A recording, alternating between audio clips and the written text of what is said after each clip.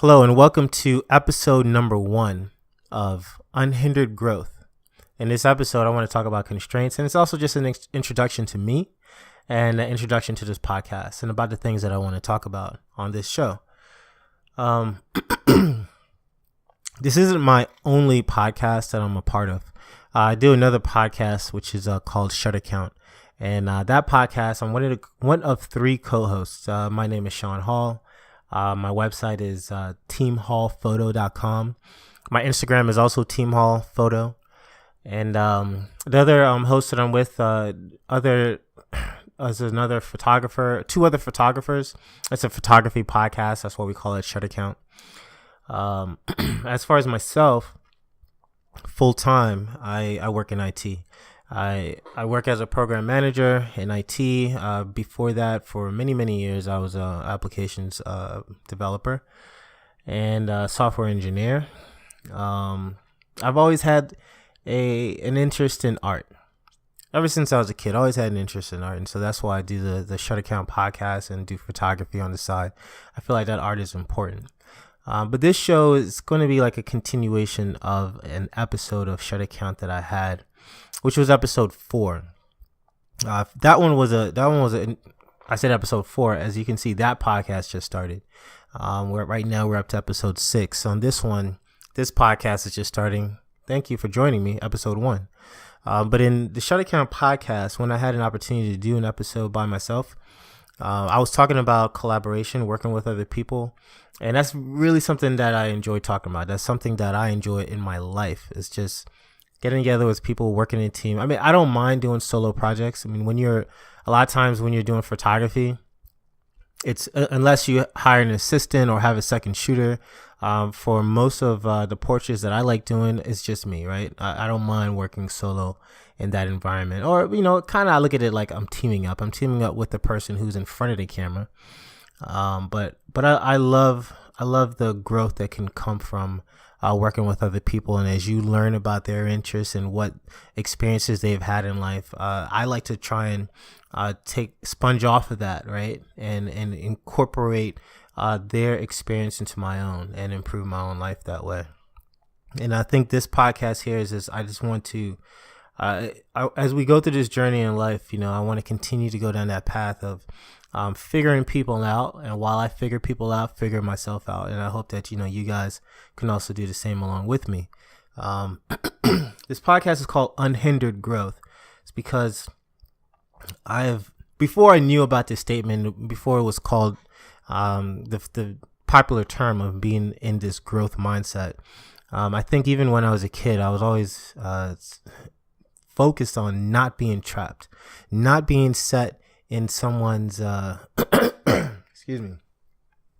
someone's ideal of me, of who I should be, of what I should become and who I'm supposed to be.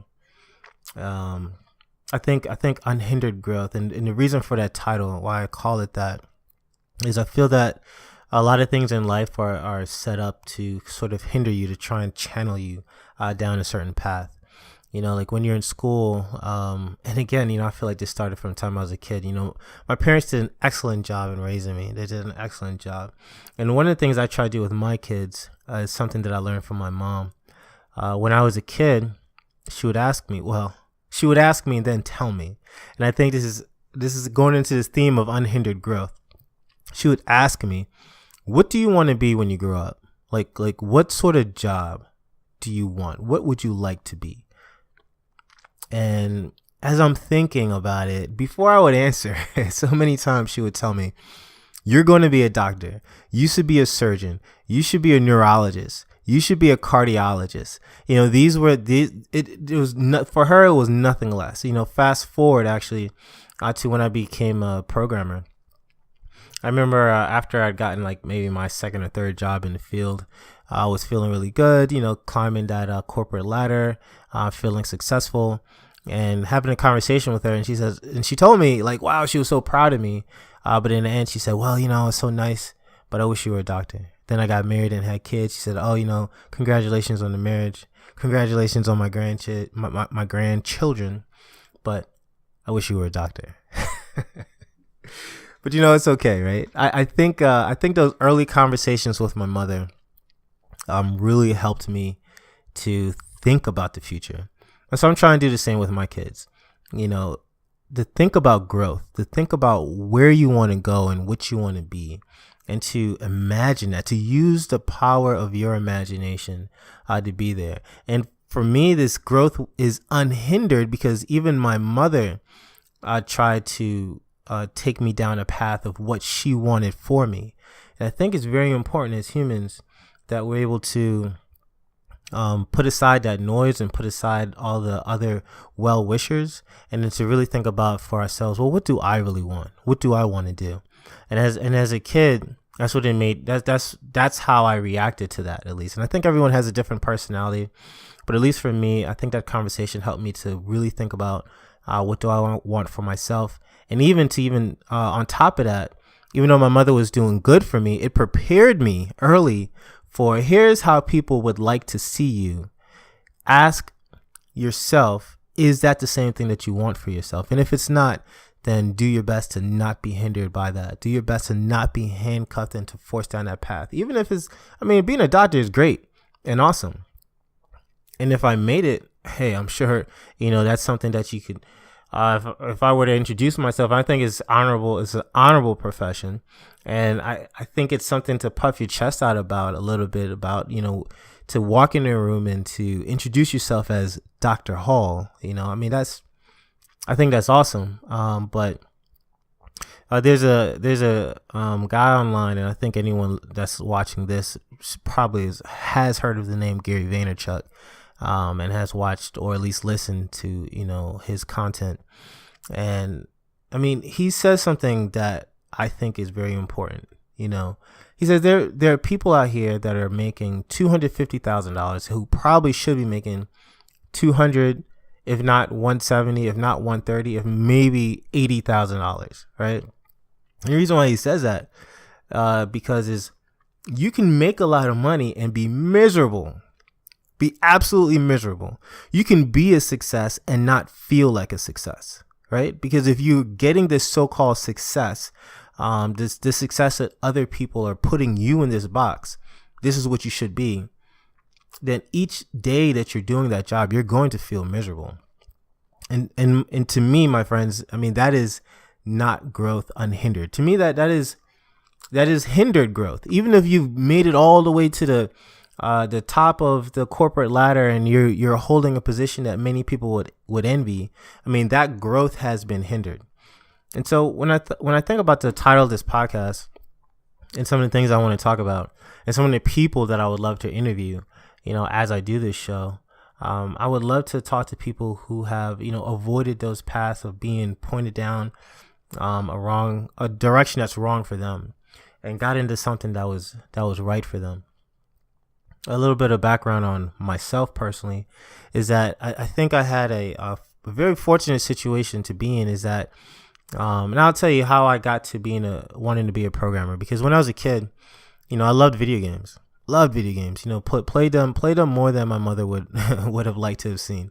Now, of course, during those times, it wasn't like, today, back in the day, I was born in 1980, growing up in the 80s and 90s, kids can actually go outside and play. So I did a lot of that too. And I think that's very important for exploration, but I was very much so focused on technology.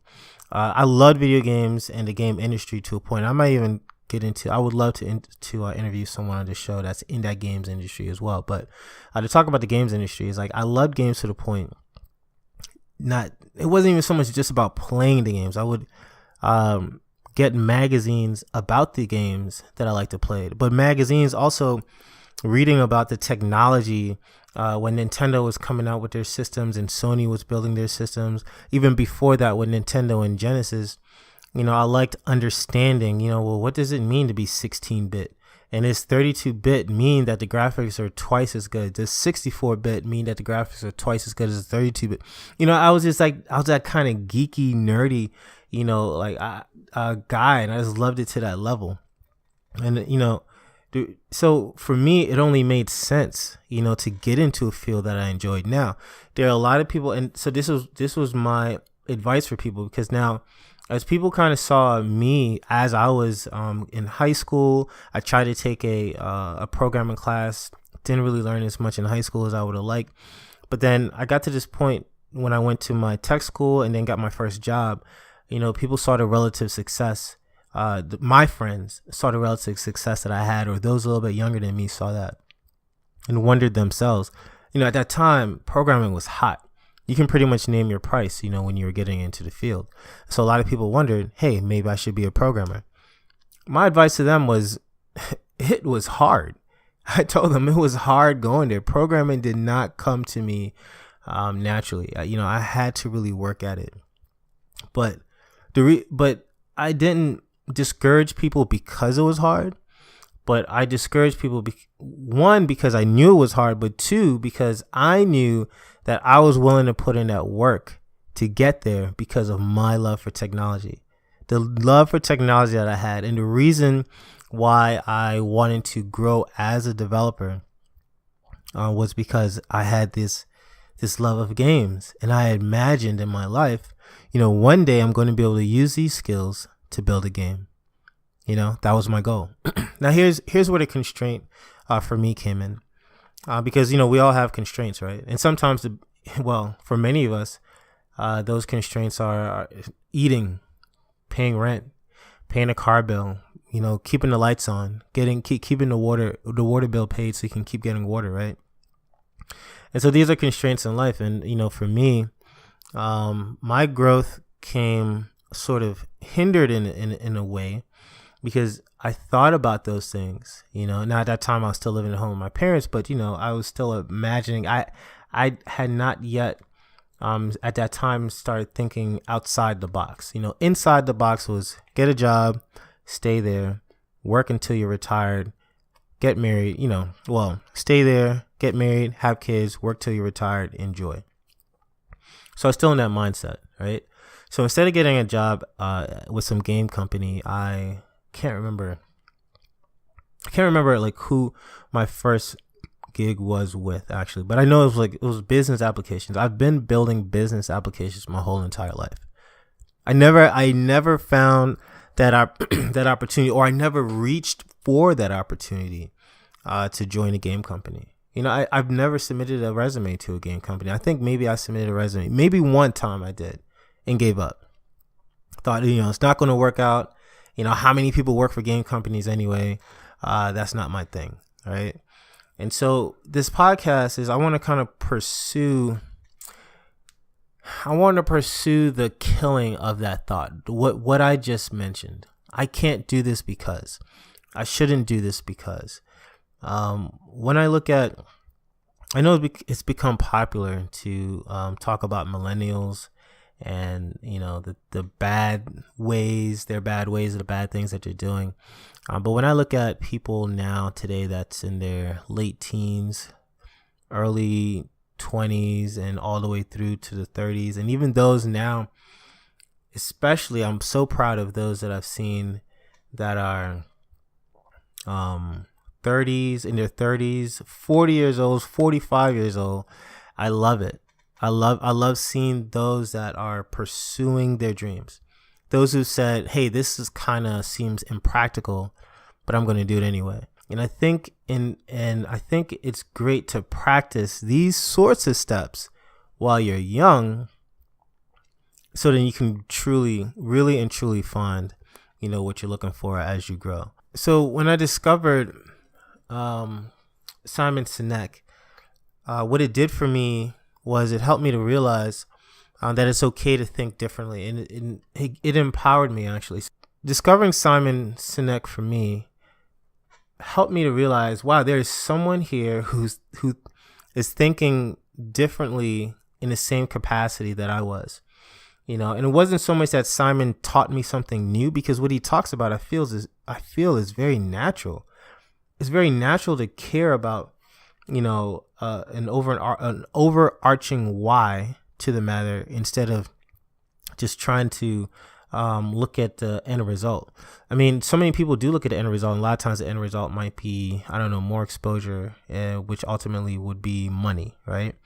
But if you're just staring at money and you're losing the reason why, then it's going to be harder for you to service your customers, and that was just something that has always made sense to me. And so when I discovered that he wrote a whole book on this, had so much exposure just because of his TED Talk, I thought, maybe my thinking isn't so crazy after all. Let me start now exploring these paths of no longer stifling myself, no longer stifling my natural ability, but to grow into my own and to stay there and to speak it, and to stay behind it and push it out there into the world, to not be afraid to do so. And I think that this podcast is to talk about some of those lessons that I've learned and to hopefully be a mentor to someone as well, to those who are interested in this material. I want to talk about the millennial issue just for a little bit, because I know it's popular to talk about that.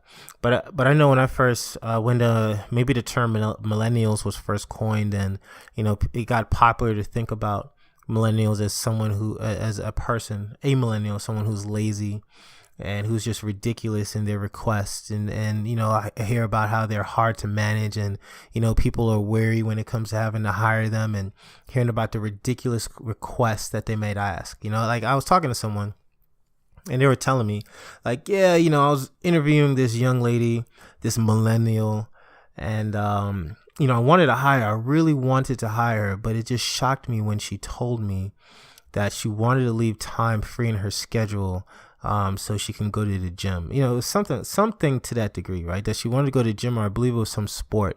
Maybe she was a part of this league and she wanted to, have that time free in her schedule. And he thought that was ridiculous. Can't remember whether he ended up hiring her or not. And at the time when he was telling me the story, I thought it was ridiculous. But the more and more I think about it, I think that is awesome. I think that's brave. A lot of times when people go into an interview, they will tell you, they want to appear that they will bend over backwards to do anything just to get the job. And then once they get on the job, then maybe they'll slack off, turn it down a little bit, So I think it's awesome. If that is something that you want, if that's something that the millennial generation is going to be labeled with, right? That, hey, these guys have ridiculous requests. I think it's not ridiculous. I think it's honest. I think it's awesome that you speak out in advance and say, hey, you know what? I want to work for you, but I actually like my own time as well. Can I have a little bit more of it? Like, are you cool with that? I think that's great. I think that's to be upfront like that. I think it's awesome. The other thing I think is awesome that millennials are doing, and that technology has allowed. See, for me growing up, it was taking a huge stab in the dark and a huge chance. If you said, hey, I want to be a famous singer or an artist, but it happens, right? You see it happen. And, I think that for the majority of people, they say, well, wow, that's awesome that the Jackson 5 made it. Me and my brothers, hey, we're not that brave. We wouldn't do that. What are the chances?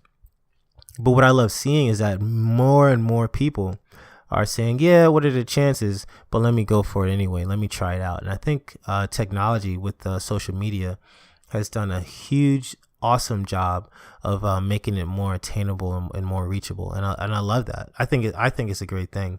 So for this short discussion on millennials, just to touch that, I say hooray to that. And how does that align with the unhindered growth, the theme of this podcast? I think it aligns because I am like proud of people that are in my life that have done things like that. When I see that these things that they've reached out for and the things that they've done, I think it's awesome.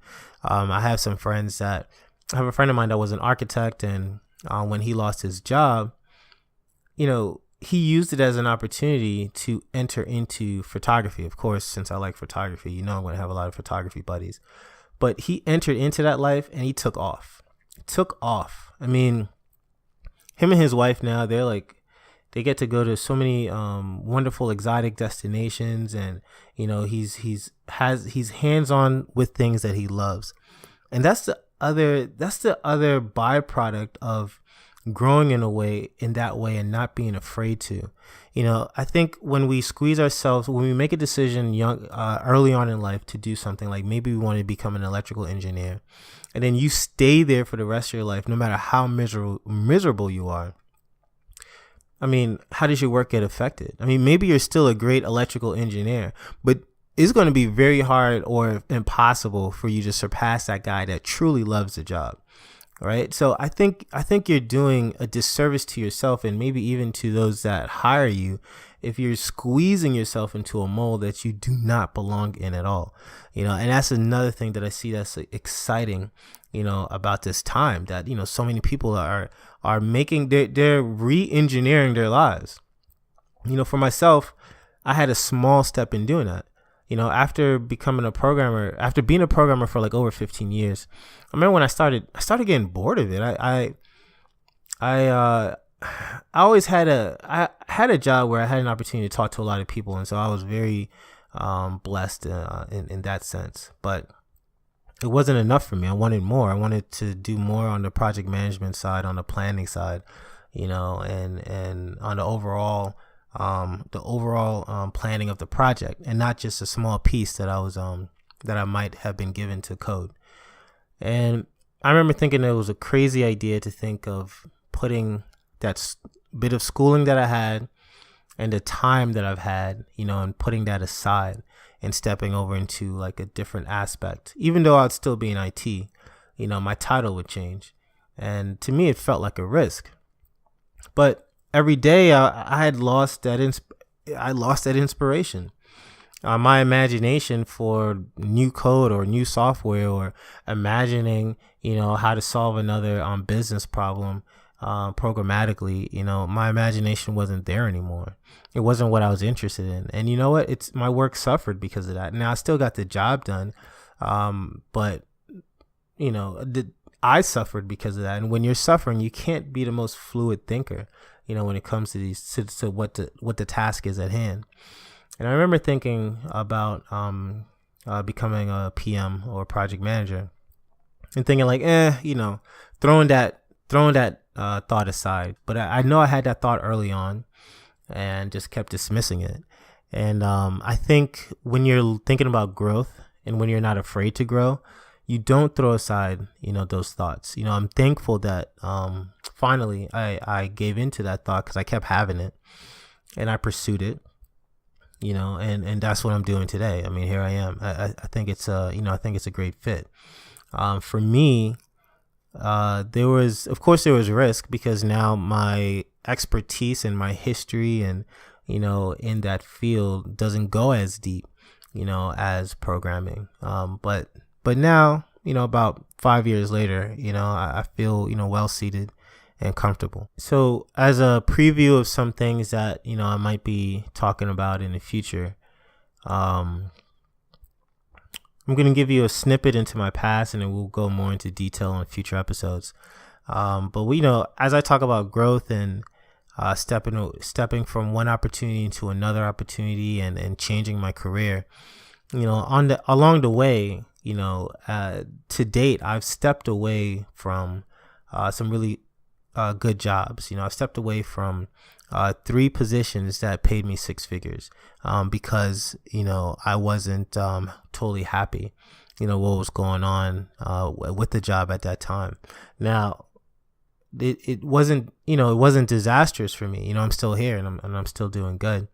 And, I think on this podcast, as I have these solo episodes, and as I have episodes where I get an opportunity to interview someone, I hope to also inspire, other people who may think that, the dream of being a videographer or a photographer or a doctor, even if you want to be a doctor or a race car driver, these things are attainable. If one human, if there is a human that's doing it, then why can't you do it? I mean, that's the way I like to look at things. So that's for the young people who have that ahead of them, that decision. But for those that are a little older, those who maybe they're married and they're thinking that they have a household to take care of, maybe they have kids, For myself, I have 4 kids. And when I made that last decision to step away from programming, and to step away from that 6-figure job that was taking care of the bills, that I did that with 4 kids. It's not too late. They say it's never too late, and I believe that. To go back to Gary Vaynerchuk, not everything that I say that is wise is going to be because this guy said it. But I like that he talks about the fact that, even if you're 40, you're still young. Even if you're 50, you're still young. And even if you don't think you're young, now this is from me. Even if you don't think you're young, you're still alive, right? And I mean, every individual's life is worth so much. So why continue in a path that is bringing you misery? You're still alive. Life is to be enjoyed. If you don't like what you're doing, change it. You can change it. You don't have to keep doing it just because you have so many years in the field. That is something that I believe wholeheartedly. Just make that decision. Don't be afraid, and you'll be shocked and surprised and amazed at how some of the hurt and the fear melts away. When you trip up and fall, how much quickly you're able to get back up. And that even kids should not always, be a deterrent, from against those kind of decisions. Again, I sort of had like a different idea. This one wasn't as outlined as it could have been. In the future, I think I'm going to follow more of a solid outline, especially if I'm interviewing someone. I already have some interview ideas. These are friends of mine, local people who are doing things. And I say local, I'm based in Charlotte, North Carolina. I'm originally from DC. I actually just moved out here to Charlotte, North Carolina in December. I grew up in the DC area, grew up in Maryland, lived many years in Northern Virginia. So I might also venture there and have some interviews with people I know back there as well. And maybe if you're interested in being interviewed, you have a certain a great story to tell. I think this would be a great platform for that as well. But thank you for sticking with me if you're still watching this, and look forward to having you back again for episode 2. Again, this was the first episode of Unhindered Growth, and I looked at my monitor. I literally thought about this title before I sat down here. But Unhindered Growth, that's what I'm going with. All right, this is Sean Hall. Team Hall photo. That's another thing. Team Hall photo is a big part of what I like to do now. But for now, you can find me on Team Hall at Team Hall Photo on Instagram and teamhallphoto.com. Okay. See you guys next time.